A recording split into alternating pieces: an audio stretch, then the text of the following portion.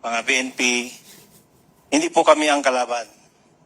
Kung hindi yung korupsyon sa ating Pilipinas. May mensahe po ba kayo sa ating mga kababayan bago tayo Alright, magandang araw po mga kabayan po natin. Pag-uusapan po natin itong simpleng pakiusap lang ng mga dating sundalo, Marines man yan, o nasa Navy man yan, na naging security po ni Saldico, nakasama sa mga nag-deliver ng mali-malitang pera.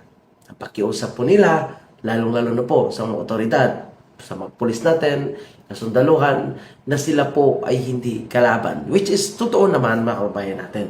Sila po ay hindi kalaban, sila po ay kakampi ng taong bayan, mapapulis man yan, mapasundalo, na gusto lamang magkaroon ng hustisya, yung matinding korupsyon na ginawa po ng nakaupo ngayon sa administrasyong ito. Lalong-lalo na yung mga alipores nila dyan sa House of Representatives, nagigil na ma-impeach si BP Sara at ayaw mababa sa pwesto itong si Bongbong Marcos. Anyway, panoorin natin ang kanilang buong panawagan, mga kabayan. magtapos? Ay, sir. Sa atin po yung mga armed forces po natin, mga BNP, hindi po kami ang kalaban. Tama. Kung hindi yung korupsyon sa ating Pilipinas. So, ika nga, sinasabi ni ating General Luna, bayan o sarili. Pero ang nangyayari sa ating bansa ay patuloy pa rin yung korupsyon. So hindi ito titigil kung walang mananagot.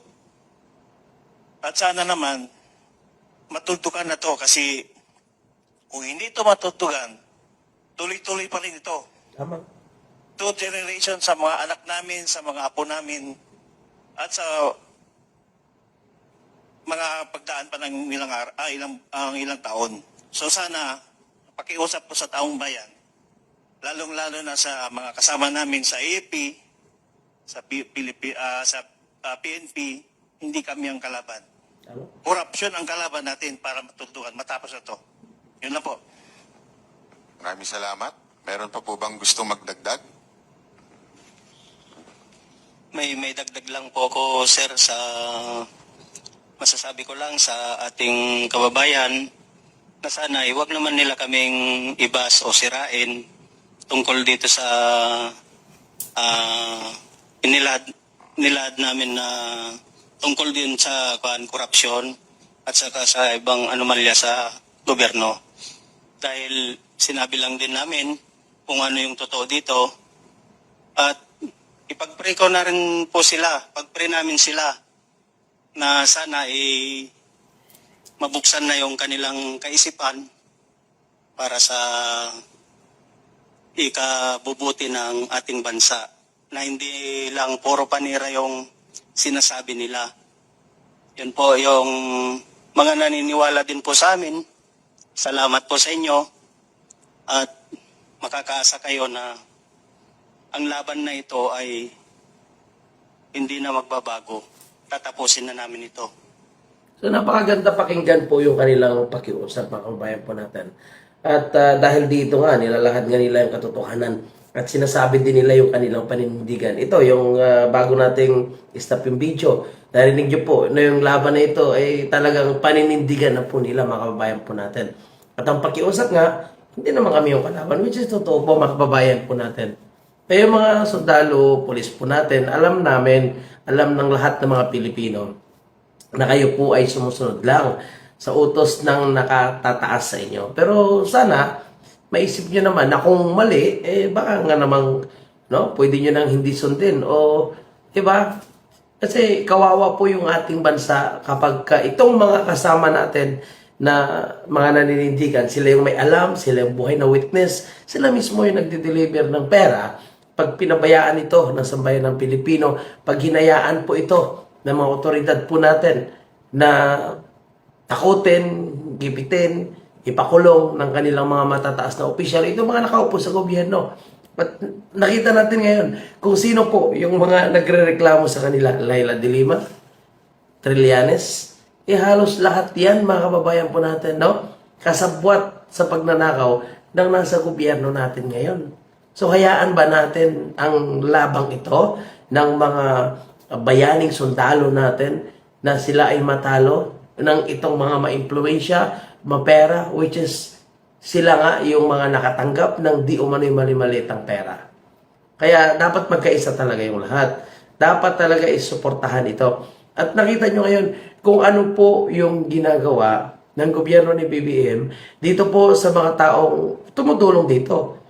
Alam nyo mga kabayan po natin, kung tutuusin, dapat ito sila ay poproteksyonan ng NBI, poproteksyonan ng Police Armed Forces of the Philippines. Bakit?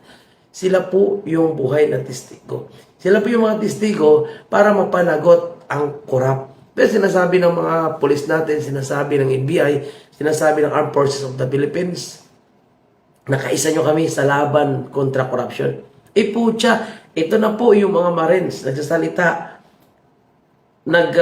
lumalaban sa korupsyon. Sila po yung mga nagdala, nagkarga, nagdeliver ng mali-malitang pera na yung laman ay bilyon-bilyon doon sa mga kongresista at miyembro po ng administrasyon ito, miyembro po ng kabinete ni Bongbong Marcos at mismo si Bongbong Marcos.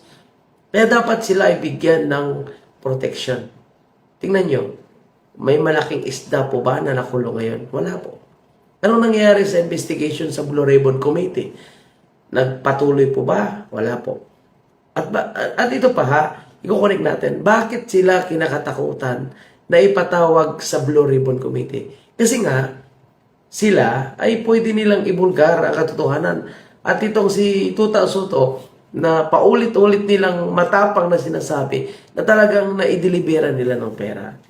Kaya ganyan na lang po katakot itong Blue Ribbon Committee na pinamumunuan ni Ping Lacson na sila ay papatawag. Kasi kaya nilang patunayan, base po sa kanilang affidavit, ayon sa kanila, kaya nilang patunayan yung delivery ng pera. At kaya nilang ilabas yung iba pang ebidensya na gusto nilang patunayan na talagang totoo yung delivery ng pera. Kaya yung mga alibay ni Ping Lacson na sinasabi na tingnan muna natin kung ano talaga yung katotohanan, hindi ka panipaniwala kasi may mga mathematics pa siya na nilalabas, kesyo exaggerated daw, pero kalaunan, di ba? Inamin niya naman, mga kababayan, na may mga nangyayari talagang delivery ng pera. And another diversionary tactics naman ngayon na kanilang ginagawa, mga kababayan, ay itong sinasabi ni Boying Remulla na yung delivery daw po ng mali-malitang pera ay hindi lang sa Marcos administration, kundi nangyari din noong panahon ni Tatay Digong.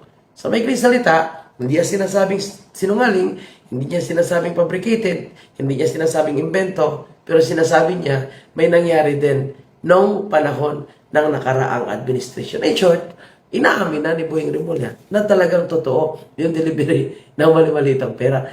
And siya po ay kasama sa mga nakatanggap dahil sila po ay nagsagawa ng plano kung paano nila hanapan ng ebidensya, magpabricate ng ebidensya laban po kay President Duterte. Sila ay nakipagtulungan sa ICC, which is nagkukolaborita yung sinabi ng Marines at yung inamin ni Boying Remulla at ang inamin din nitong si Trillanes. Ang ayaw lang kami ni Trillanes ay yung pera. Pero yung pag-usap sa ICC na sinasabi nitong Marines ay inamin ni Boying, inamin ni Trillanes.